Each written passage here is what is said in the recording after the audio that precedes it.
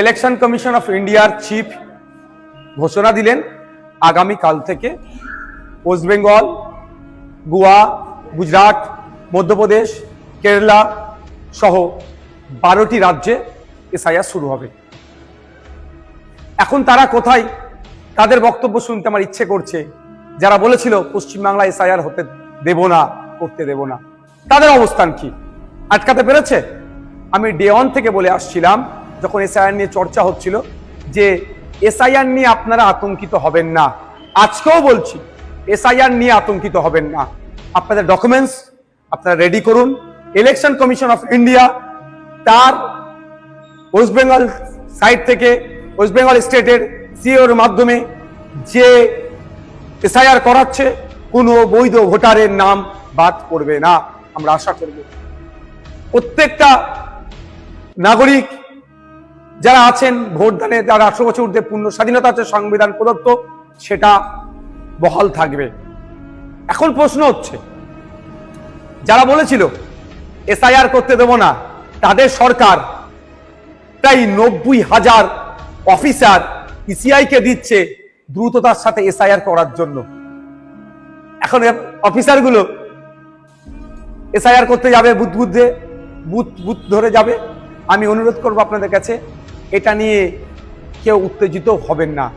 কারণ এই অফিসার যারা যাবে, তাদের আপনারা একটা বিষয় নোট করে রাখবেন, সেটা তার নাম, তার কন্ট্যাক্ট নাম্বার, সে কোন ডিপার্টমেন্টে চাকরি করে, আর তাকে এসআইআর এর জন্য ইনক্লুড করা হয়েছে তার প্রমাণপত্র আপনারা নিয়ে রাখবেন।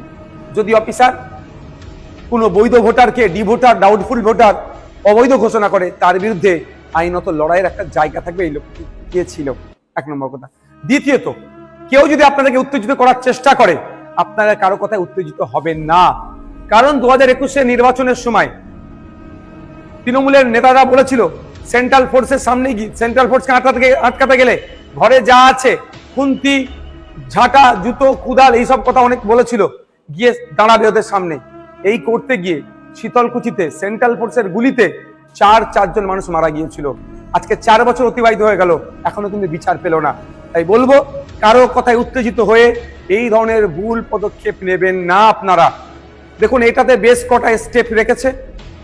প্রায় 1 মাস বুথ লেভেল অফিসারদের কাজ হবে বাড়ি বাড়ি গিয়ে এইগুলো সার্ভে করা, এই নির্দিষ্ট প্রক্রিয়া সম্পূর্ণ করা। তারপরে পাবলিশড হবে। পাবলিশড হওয়ার পরে প্রায় 1 মাস, হয়তো কারো যদি নাম ইচ্ছাকৃত হোক, অনিচ্ছাকৃত হোক, বা ডিস্টার্ব বাদ পড়ে বা ডিস্টার্ব হয়, সেক্ষেত্রে তার বলার সুযোগ, অভিযোগ জানানোর সুযোগ পাবে। একটা অনেক টাইমের এটা একটা প্রক্রিয়া আছে। সুতরাং হুট কথায় কারো কথা শুনে উত্তেজিত হয়ে যাবেন না, কারো ফাঁদে পা দিয়ে ফেলবেন না। এবার আমি উদাহরণস্বরূপ বলছি, আমার বাড়ি জাঙ্গিপাড়া বিধানসভার ফুরফুরা শরীফ অঞ্চলের 90 নম্বর বুথে, আর আমি চিৎকার করছি, আপনার বাঁকুড়াতে অমুক বুথে নাম বাদ পড়েছে, বীরভূমে অমুক বুথের নাম বাদ পড়েছে। তার আগে আমার প্রথম কাজ হবে আমার বুথটাতে সকল ভোটারদের নাম ঠিক আছে কে না নাই, সেটাও তাহলে আমি একটু দেখে নেওয়া। যেটা আমি সমালোচনা করছি, এটা নিয়ে সোচ্চার হচ্ছি, আমাদের বুথের রাম কাকা, রহিম চাচা, ফতেমা মা বা সীতা মায়ের নাম ঠিকঠাক আছে কি বৈধ ভোটারগুলোর, সেইগুলো একটু আমরা দেখে নেব। যখন বুথ হয়ে যাবে, অঞ্চল দেখব সবার ঠিক আছে নাকি। অঞ্চল হয়ে গেলে বিধানসভা, বিধানসভা হলে জেলা, জেলার পরে রাজ্য। সুতরাং আমার বলার এটাই বক্তব্য, কারো কথাই উত্তেজিত হবেন না। উত্তেজিত তারাই করতে চাইছে যারা রাজনৈতিক কারবারিরা। এই রাজনৈতিক কারবারিদের ফাঁদে পা দেবেন না। আর এসআইআর নিয়ে অযথা আতঙ্কিত হবেন না। আপনার কাছে যে ডকুমেন্টস আছে যথেষ্ট এসআইআর এ, অর্থাৎ নাম থাকার, অর্থাৎ বৈধ ভোটার হয়ে থাকার।